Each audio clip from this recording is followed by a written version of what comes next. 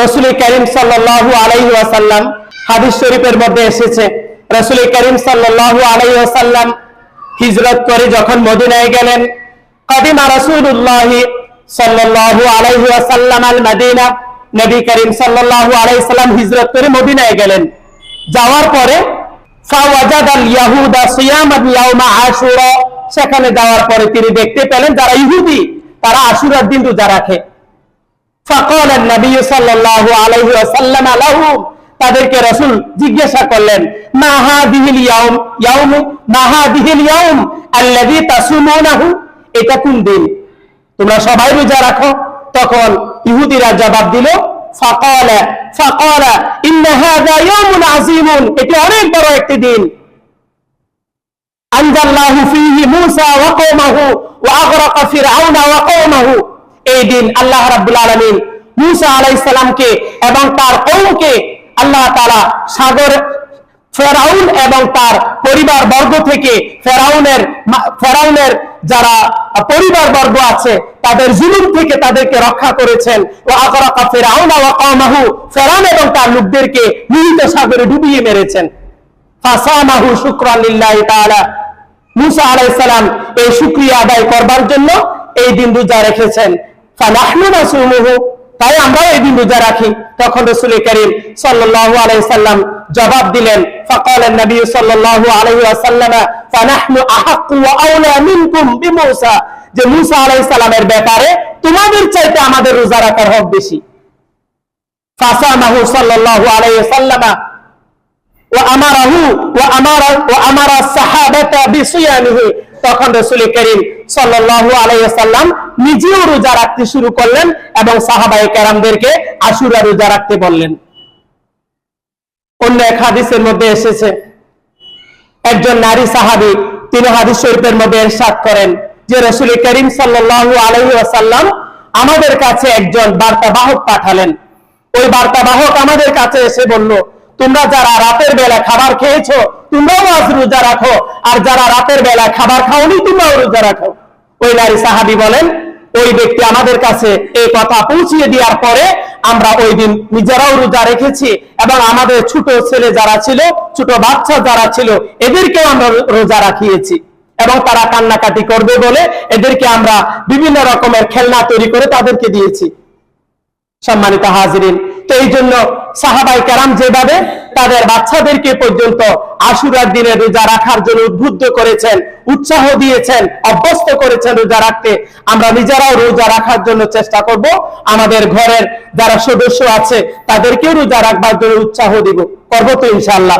অন্য এক হাদিসের মধ্যে এসেছে, রাসূল করিম সাল্লাল্লাহু আলাইহি ওয়াসাল্লাম বলেন, ইন্না আফদালাস সিয়ামি বাদা রমাদান শাহরুল্লাহিল মুহাররম, রমজানের পরে যে মাসে রোজা রাখা উত্তম ওই মাসটা হলো শাহরুল্লাহিল মুহাররম, আল্লাহর মাস মুহররম মাসে রোজা রাখা। রাসূল করিম সাল্লাল্লাহু আলাইহি সাল্লাম এই মাসকে আল্লাহর মাস বলে সম্বোধন করেছেন, যে মুহররম মাস এটা আল্লাহর মাস। এই মাসের মধ্যে রোজা রাখা, এই মাসে রোজা রাখা রাসূল করিম সাল্লাল্লাহু আলাইহি ওয়াসাল্লাম অতি উত্তম বলে সাব্যস্ত করেছেন। হাদিসের পরের অংশে রাসূল করিম সাল্লাল্লাহু আলাইহি ওয়াসাল্লাম বলেন, ওয়াআবদালুস সালাতি বাদাল ফরিদাতি সালাতুল লাইল, আর ফরজ নামাজের পরে উত্তম নামাজ হলো রাতের নামাজ অর্থাৎ তাহাজ্জুদের নামাজ। সবচেয়ে উত্তম নামাজ হলো ফরজ নামাজ। ফরজ নামাজের পরে সর্বোত্তম ইবাদত হলো নামাজ, হলো তাহাজ্জুদের নামাজ। এই জন্য কখনো যদি রাতের বেলা আমাদের ঘুম ভেঙে যায়, ঘুম যদি না আসে, তখন আমরা বিছানা থেকে উঠে সুন্দর করে ওযু করে আমরা 2 রাকাত 4 রাকাত অথবা 6 রাকাত অথবা 8 রাকাত সালাতুল লাইল তাহাজ্জুদ নামাজ পড়ব তো ইনশাআল্লাহ। আল্লাহ তাআলা আমাদেরকে তৌফিক দান করুক। সম্মানিত হাজিরিন, সর্বশেষ কথা হলো যে আমরা আশুরা রোজা কতটা রোজা রাখবো? অনেকে প্রশ্ন করেন যে একটি রোজা রাখবো নাকি 2টি রোজা রাখবো? রাসূল করিম সাল্লাল্লাহু আলাইহি ওয়াসাল্লাম বলেন, সুমু আশুরা ওয়া খালাফুল ইয়াহুদা, তোমরা আশুরা রোজা রাখো। ওয়া খালাফুল ইয়াহুদা, এবং যারা ইহুদি সম্প্রদায় আছে তাদের বিরোধিতা করো, কারণ এই দিন কারা রোজা রাখে? ইহুদিরা রোজা রাখে। আশুরার দিন ইহুদিরা যেহেতু রোজা রাখে, তোমরা রোজা রাখবা বটে, কিন্তু ইহুদিদের বিরোধিতা করো। ইহুদিদের বিরোধিতা কিভাবে করা হবে? রাসূল করিম সাল্লাল্লাহু আলাইহি ওয়াসাল্লাম বলেন, সুমু ক্বাবলাহু ইয়াওমান আও বা'দাহু ইয়াওমান, তোমরা আশুরার আগের একদিনের সাথে মিলিয়ে দুদিন অথবা পরের একদিনের সাথে মিলিয়ে তোমরা দুদিন রোজা রাখো। তাহলে আমরা ইনশাআল্লাহ আজকে যেহেতু 5 তারিখ, তাহলে 10 তারিখ কি বার?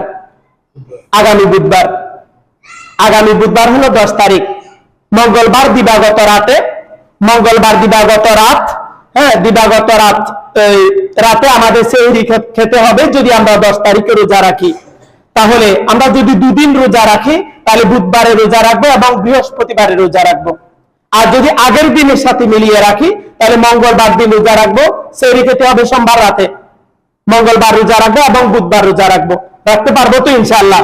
হ্যাঁ, আমরা যদি আমাদের যদি তৌফিক নাও হয়, আমাদের যদি সুযোগ না হয়, তাহলে অন্তত পক্ষে বাড়িতে আমাদের মা বোন যারা আছে, হ্যাঁ তাদেরকে আমরা রোজা পালন করবার জন্য উৎসাহ দিব। সম্মানিত হাজিরিন, এই হাদিসের মধ্যে আরেকটি গুরুত্বপূর্ণ বিষয় আছে, সেটা হলো খালাফুল ইয়াহুদা, তোমরা এমন ভাবে রোজা রাখো, এমন ভাবে রোজা পালন করো যাতে ইহুদিদের সাথে যেন মিলে না যায়। রাসূল করিম সাল্লাল্লাহু আলাইহি ওয়াসাল্লাম ইহুদিদের সাথে যেন মিলে না যায়, এই জন্য উম্মতকে সতর্ক করেছেন যে তোমরা এমন ভাবে রোজা রাখো যেন ইহুদিদের সাথে মিলে না যায়। যারা ইহুদি, যারা নাসারা, যারা ইসলামের শত্রু, আল্লাহ রাসূল সাল্লাল্লাহু আলাইহি সাল্লাম তাদের থেকে মুসলমানদেরকে এইভাবে সতর্ক করেছেন। তাহলে আমাদেরও ইহুদিদের যে কৃষ্টি কালচার আছে, ইহুদিদের যে সংস্কৃতি আছে, এগুলা থেকে আমাদেরও বেঁচে থাকার দরকার আছে না নাই? আছে। আমরা এমন ভাবে চলবো, আমাদের চাল চলন, আমাদের আচার আচরণ, আমাদের সংস্কৃতি এমন হবে যেন ইহুদি নাসারাদের সাথে আমাদের কৃষ্টি কালচার, আমাদের সংস্কৃতি, আমাদের ধ্যান ধারণাগুলো যেন তাদের মতো না হয়ে যায়। এরপরে সর্বশেষ আরেকটি কথা বলে শেষ করে দিব। এটা হলো অনেক মানুষ আছেন, অনেকেই আছেন যারা আশুরার দিনে যদি হালুয়া তৈরি না করা হয়, আশুরার দিনে যদি সরার সিন্নি যদি তৈরি না করা হয়, অনেকে মনে করে যে আশুরা পালন করা হয় না, শবে বরাত পালন করা হয় না, লাইলাতুল কদর পালন করা হয় না। এরকম অনেকে আছে না নাই? আছে। আমাদের বাড়িতে একজন মহিলা প্রতিদিন তার বাড়ি থেকে দুধ পাঠিয়ে দেয়। তার বেশিরভাগ সময় তার বাড়ি থেকে তার ছেলেটা আসে দুধ নিয়ে। তো ওই মহিলা একদিন হঠাৎ নিজে দুধ নিয়ে আসলো। দুধ নিয়ে আসার পরে খুব তাড়াহুড়া করে চলে যাচ্ছে আর বলতেছে যে আজকে আমার অনেক কাজ আছে। তখন আমার মেয়ের আম্মু তারে জিজ্ঞাসা করলো যে আপনার বাড়িতে কি কাজ? বলে যে সরার সিন্নি বানানো লাগবে। বলতেছে আপনি একজন মানুষ, আপনি সরার সিন্নি কেন বানাইতে যাবেন? বলতেছে না, সরার সিন্নি বানানো লাগবে। সরার সিন্নি যদি না বানাই তাহলে কিয়ামতের দিন নাকি কেচ্ছা খাওয়াবো।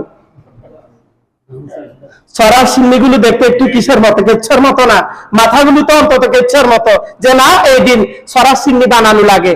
সরার সিন্নি যদি না বানায়, সরার সিন্নি যদি রান্না না করে, সরার সিন্নি যদি না খায়, তাহলে কিয়ামতের দিন আল্লাহ তাআলা মানুষদেরকে নাকি কেচ্ছা খাওয়াবেন। তখন আমি পরে যখন আমি ঘটনাটা শুনলাম, তখন ওই তাইবার আম্মুকে বলছিলাম যে তুমি জিজ্ঞাসা করতে যে হাদিসটা কোথায় আছে। তো এই ধরনের অনেক কুসংস্কার আমাদের মধ্যে আছে না নাই? আচ্ছা, আমরা মনে করি যে লাইলাতুল কদর, শবে বারাত অথবা আশুরার দিনে কিছু মিষ্টান্ন তৈরি করতে হয়, হালুয়া তৈরি করতে হয়, রুটি তৈরি করতে হয়, এরপরে সরাসিন্নি তৈরি করতে হয়। এগুলার সাথে ইসলামের সাথে কোনো সম্পর্ক নাই। হ্যাঁ, আপনি যদি এগুলা তৈরি করে সৎকার করে দেওয়ার জন্য, তাহলে ইসলাম এটাকে বাধা দেয় না। তবে এখানেও প্রশ্ন আছে, আপনি এই দিন কেন সৎকার করার জন্য বানাবেন, অন্য দিন কেন তৈরি করেন না? তাহলে এই দিন তৈরি করার পিছনে হয়তো আপনার উদ্দেশ্য হলো যে এটার সাথে আশুরার দিনের একটা সম্পর্ক আছে, লাইলাতুল কদরের সাথে এটার একটা সম্পর্ক আছে, অথবা লাইলাতুল বারাতের সাথে এটার একটা সম্পর্ক আছে। তবে সঠিক কথা হলো এই সমস্ত কর্মকাণ্ডের সাথে ইসলামের ন্যূনতম সম্পর্ক নাই।